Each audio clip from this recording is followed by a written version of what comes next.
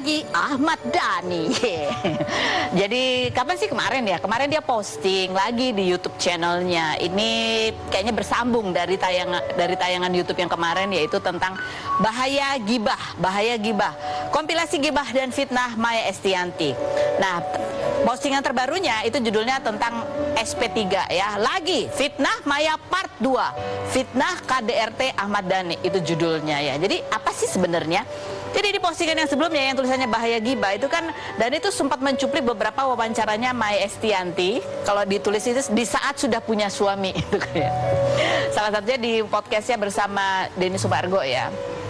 Maya tuh sempat cerita apa gitu sih ya, bisa dikatakan mengalami KDRT lah, semacam gitu ya, dibilang gitu ya. Nah itu kemudian dibalas ini, kayaknya Pak De Ahmad Dhani itu modelnya kayaknya bakalan dia akan menjawab satu persatu menjadi beberapa konten. Ide bagus juga ya. Jadi dan dia posting itu. Dan menarik ya, aku tadi lihat loh, aku kaget, wow, dibuka dengan wajah aku saudara-saudara.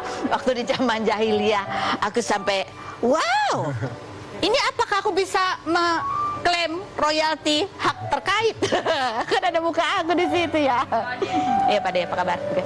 Jadi itu cerita tentang bahwa di tahun 2008 itu Maya Estianty pernah mengajukan gugatan KDRT. Tapi ternyata ya kalau dari fakta yang diajukan oleh Ahmad Dhani bahwa bahwa gugatan itu kemudian sudah di SP3, alias ada surat perintah penghentian penyidikan mengenai kasus KDRT karena dianggap tidak cukup bukti. Gitu ya. Tapi itu kan tahun 2008. Aku nggak tahu juga, mungkin di zaman itu bayangannya kan orang KDRT itu adalah kekerasan fisik yang harus lebam-lebam. Padahal kan namanya KDRT itu bisa masuk juga pasalnya adalah kekerasan secara psikis. Bahkan ya secara umum perselingkuhan itu juga bisa masuk ke dalam KDRT apabila itu bisa mempengaruhi orang yang diselingkuhi. Secara umum ya kan. Oke, coba kita lihat video terbarunya. Jangan kaget lihat wajah aku di tahun 2008. Gak beda jauh sama yang sekarang. Cuma sekarang kan lebih rapi ya. Jelas Maya kemudian melaporkan Dhani kepada pihak yang berwajib. Jelas Maya kemudian melaporkan Dhani kepada pihak yang berwajib. Jelas Maya kemudian melaporkan Dhani kepada pihak yang berwajib. Nah guys, jadi surat ini memutuskan menghentikan penyidikan perkara atas nama tersangka, nama Dhani Ahmad Prasetyo guys, laki-laki, Surabaya 26 Mei 1972, WNI guys, warga negara Indonesia. Tidak ada guys KDRT atau kekerasan dalam rumah tangga yang dikatakan Bunda Maya guys. Jadi Dhani Ahmad Prasetyo tidak melakukan KDRT atau kekerasan dalam rumah tangga menurut SP3. Ya, itu cuplikan dari YouTube-nya Ahmad Dhani yang terbaru ya tentang SP3.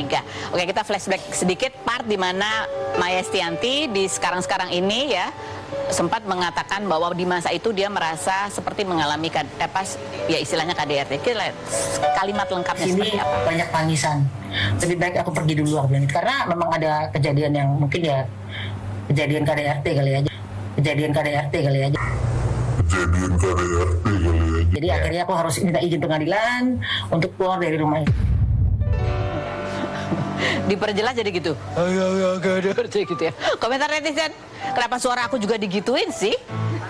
Aku bisa loh tag vokal ulang. Tapi ada duitnya ya. Oke, kita lihat.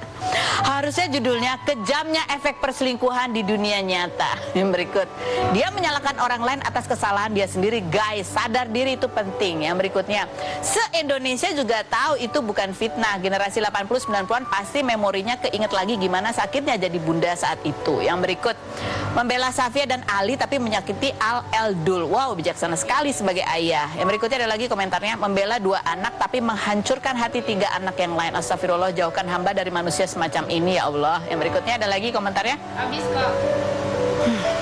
Habis. Tapi sih sebenarnya ini haknya Ahmad Dhani untuk mengutarakan fakta dari sisi dia, gitu kan? Karena setiap kejadian itu kan dari sisi Ahmad Dhani dia punya kenyataannya sendiri, dari sisi Maya dia juga punya kenyataan sendiri. Kalau dari sisi pengadilan atau apapun itu juga memotret faktanya tersendiri.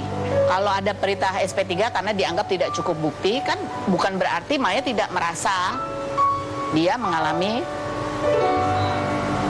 kezoliman gitulah ya, gitu kan ya. Itu sih.